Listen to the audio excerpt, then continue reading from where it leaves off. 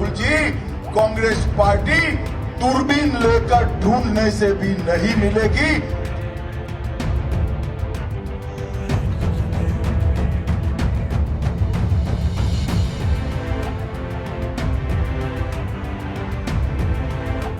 नमस्कार, मैं नियाज खान और आप देख रहे हैं एनएमएफ न्यूज। पूर्वोत्तर के तीनों राज्यों में हुए चुनाव के परिणाम आ गए हैं। भाजपा का प्रदर्शन तीनों राज्यों में बेहतर रहा है और तीनों राज्यों में भाजपा की सरकार बन रही है। नागालैंड और त्रिपुरा में भाजपा को पूर्ण बहुमत मिला है, तो वहीं मेघालय में भाजपा ने अपना समर्थन एनपीपी को दिया है और इसमें सबसे खास रोल रहा है कभी कट्टर कांग्रेसी रहे भाजपा के दिग्गज नेता और असम के मुख्यमंत्री हेमंत बिस्वा शर्मा का। उन्होंने ही पूर्वोत्तर में भाजपा को जीत दिलाई है और इसलिए कांग्रेस अमित शाह, हेमंत बिस्वा शर्मा और कोनराड संगमा पर हमला बोल रही है, क्योंकि पूरे पूर्वोत्तर में इन्हीं तीनों का जलवा छाया हुआ है। कांग्रेस के इस जलन पर हेमंत बिस्वा शर्मा ने तंज कसते हुए मिर्ची छिड़क दी है और पूरे कांग्रेसी बौखला गए।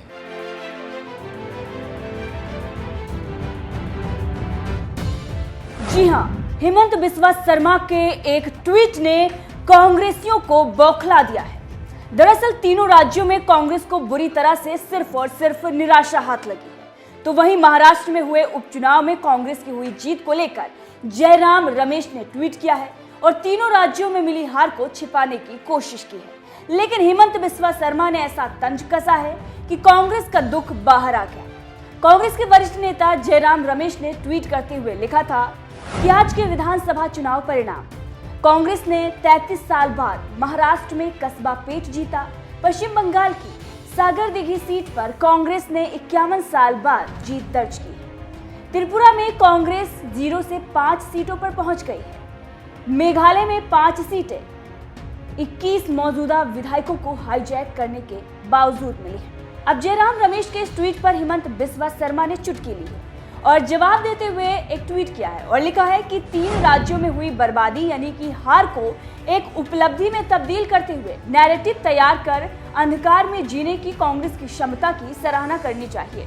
अब हेमंत बिस्वा शर्मा ने जैसे ही ये ट्वीट किया, इस ट्वीट के बाद कांग्रेस को ऐसी तगड़ी मिर्ची लगी कि उन्होंने फौरन अपना दुख जाहिर कर दिया और 3S को निशाने पर ले लिया।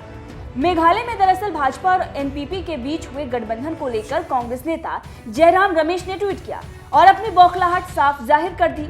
उन्होंने ट्वीट करते हुए इस खेल के लिए 3S यानी कि शाह, शर्मा, संगमा को जिम्मेदार बताया है। जयराम रमेश ने ट्वीट करते हुए लिखा कि ये सब 3S शाह, शर्मा और संगमा द्वारा खेला गया एक सुनियोजित खेल है। दरअसल आपको बता दें कि मेघालय में भाजपा इस बार एनपीपी से अलग होकर चुनाव लड़ी थी और भाजपा को 3 सीटों पर जीत मिली है, तो वहीं उसकी सहयोगी पार्टी एनपीपी को 26 सीटों पर जीत मिली है। इसके साथ ही बहुमत की अगर हम बात करें तो मेघालय में सरकार बनाने के लिए 21 सीटों का समर्थन चाहिए। इसीलिए भाजपा और एनपीपी साथ मिलकर अन्य पार्टियों के साथ सरकार बनाने की जुगत में जुट गई है। एनपीपी प्रमुख कोनराड संगमा और भाजपा के दिग्गज नेता हेमंत बिस्वा शर्मा की मुलाकात चुनावी नतीजों से पहले ही हुई थी, जिसके बाद से ही अंदाजा लगाया जा रहा था कि मेघालय में भी भाजपा और एनपीपी की सरकार बनने जा रही है। और अब तो खुद हेमंत बिस्वा शर्मा ने इस बारे में ट्वीट कर जानकारी भी दे दी है। कोनराड संगमा ने खुद गृह मंत्री अमित शाह को फोन किया है। इसकी जानकारी देते हुए हेमंत बिस्वा शर्मा ने बताया है कि कोनराड संगमा ने नई सरकार चलाने के लिए गृह मंत्री अमित शाह से आशीर्वाद मांगा है। बहरहाल जिस तरह से कांग्रेस ने 3S का जिक्र किया है, उसे साफ नजर आ रहा है कि कांग्रेस को इन तीनों S ने बहुत बड़ी पटकनी दे दी है। वहीं इस खबर पर आपकी क्या राय है, कमेंट करके जरूर बताइएगा। अब आपको सुनाते हैं अमित शाह का वो बयान, जहां पर उन्होंने ये कहा था कि कांग्रेस 2024 में दूरबीन से भी ढूंढने पर नहीं मिलेगी और ये बयान इस वक्त सोशल मीडिया पर वायरल हो रहा है। कांग्रेस के प्रवक्ता की नहीं है, ये बात कांग्रेस के नेता राहुल गांधी के स्वभाव के अनुकूल है और उनके द्वारा ये बात देश की जनता के सामने की जा रही है। मगर मैं राहुल गांधी जी को कहना चाहता हूं, 2019 में भी आपने मोदी जी के लिए अभद्र भाषा का प्रयोग किया था। नतीजा आपने देखा है, कांग्रेस पार्टी का विपक्ष का स्टेटस भी जाता रहा और जिस प्रकार की भाषा आज इस्तेमाल की गई है और देश भर से जनता में से जिस प्रकार के रिएक्शन आ रहे हैं, आप 24 का नतीजा देखिएगा। राहुल जी, कांग्रेस पार्टी दूरबीन लेकर ढूंढने से भी नहीं मिलेगी। देश की जनता इसका हिसाब बैलेट बॉक्स के अंदर करेगी।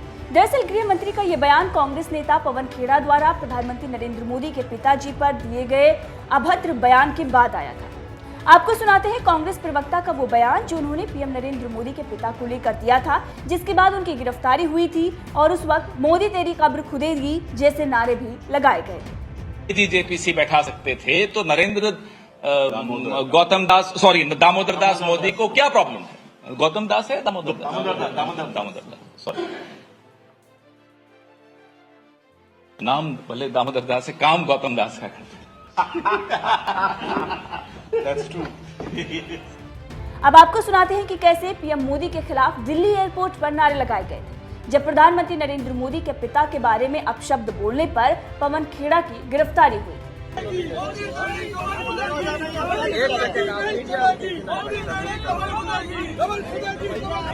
अब इन्हीं नारों को आधार बनाकर प्रधानमंत्री नरेंद्र मोदी ने भी अपनी रैलियों में कांग्रेस पर खूब हमले बोले थे, जिसका वीडियो हम आपको दिखाते हैं। जिनको देश ने नकार दिया है, जिन्हें देश अब स्वीकार करने के लिए तैयार नहीं है, जो निराशा की गर्त में डूब चुके हैं, वो आजकल माला जपते हैं, माला, और वो कह रहे हैं मोदी तेरी कब्र खुदेगी। ये निराशा के गर्त में डूबे लोग ये कह रहे हैं, माला जपते जपते कह रहे हैं मोदी तेरी कब्र खुदेगी। लेकिन देश कह रहा है, हिंदुस्तान के आवाज कह रही है, हिंदुस्तान का हर कोना कह रहा है, मोदी तेरा कमल खिलेगा, मोदी तेरा कमल खिलेगा। देश की जनता इस प्रकार की विकृत सोच वाले, विकृत भाषा बोलने वाले लोगों को करारा जवाब देगी, मेघालय और नागालैंड में भी देने वाली।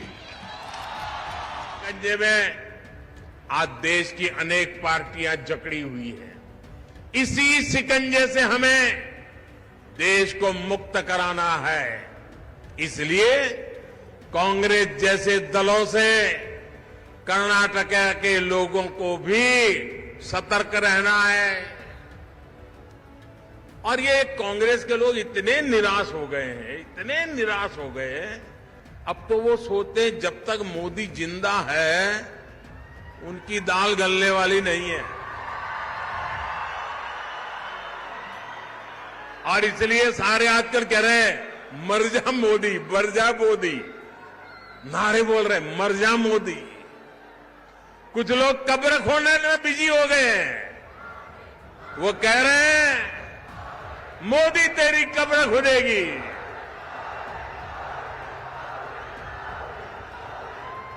मोदी तेरी कब्र खुदेगी, लेकिन देश कह रहा है मोदी तेरा कमल खिलेगा, मोदी तेरा कमल खिलेगा।